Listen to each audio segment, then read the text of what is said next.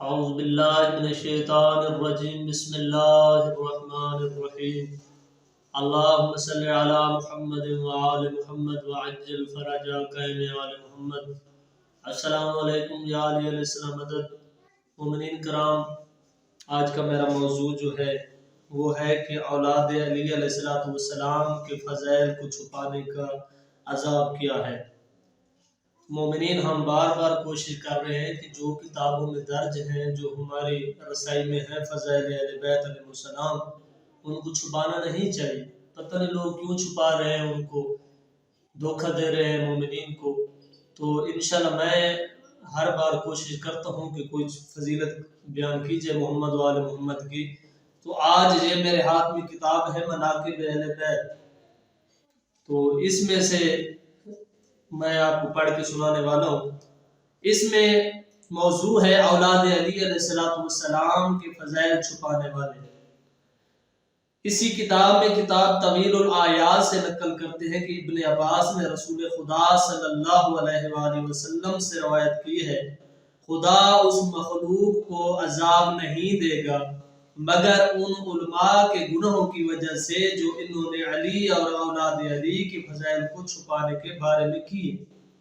یعنی اللہ تعالیٰ عذاب نازل نہیں کرتا، لیکن ان علماءوں کی وجہ سے کرتا ہے جو علی علیہ السلام اور اولاد علی علیہ السلام کے فضائل چھپاتے ہیں۔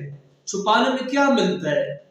آپ لوگوں کو بتائیں، آپ کی کتابیں بھری پڑی ہے، یا تو شیعہ مذہب چھوڑ دیں، یا شیعہ کہلواتے ہیں، شیعہ کا لبادہ اوڑا ہوا ہے، تو آپ محمد و آل محمد کے فضائل پڑھ کر سنائیں لوگوں کو۔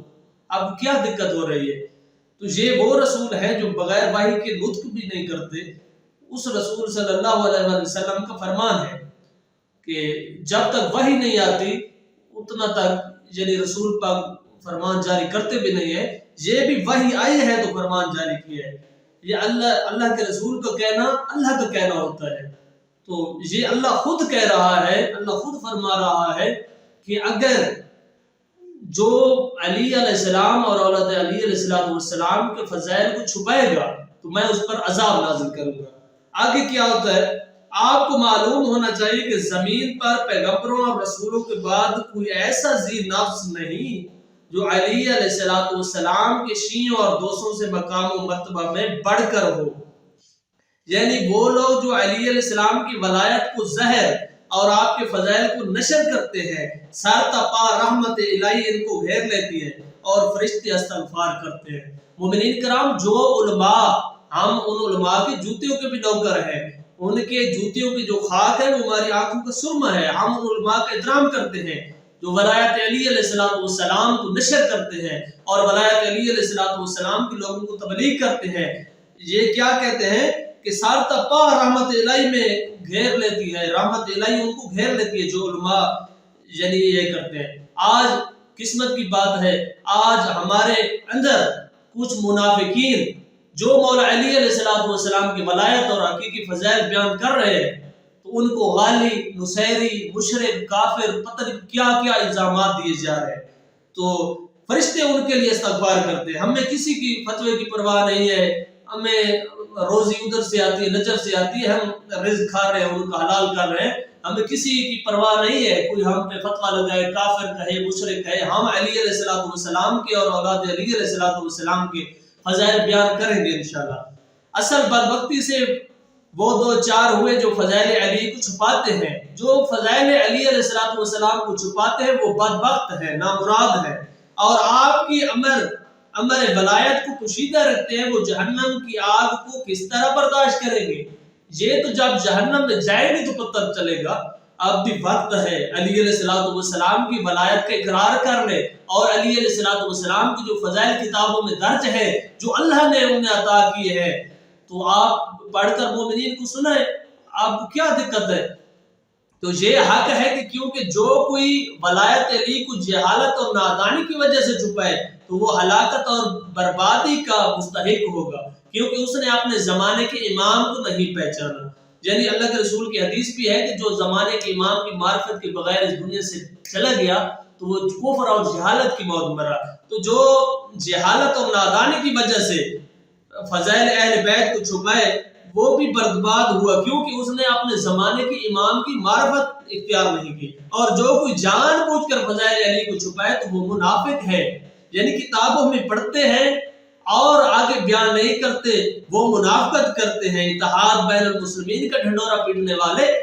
آپ توجہ فرمائیں اس بات پر کہ مولا علی علیہ السلام کے فضائل آپ لوگوں کو بتایا کریں، کیونکہ اس کی طینت اور خمیر ناپاک ہے، یعنی جو منافقت کرتے ہیں اس کی طینت جو ہے اور خمیر کیا گیا وہ ناپاک ہے، نجس ہے۔ حضرت کے ساتھ سوائے گمراہ اور منافق کی کوئی دشمنی نہیں کرے گا۔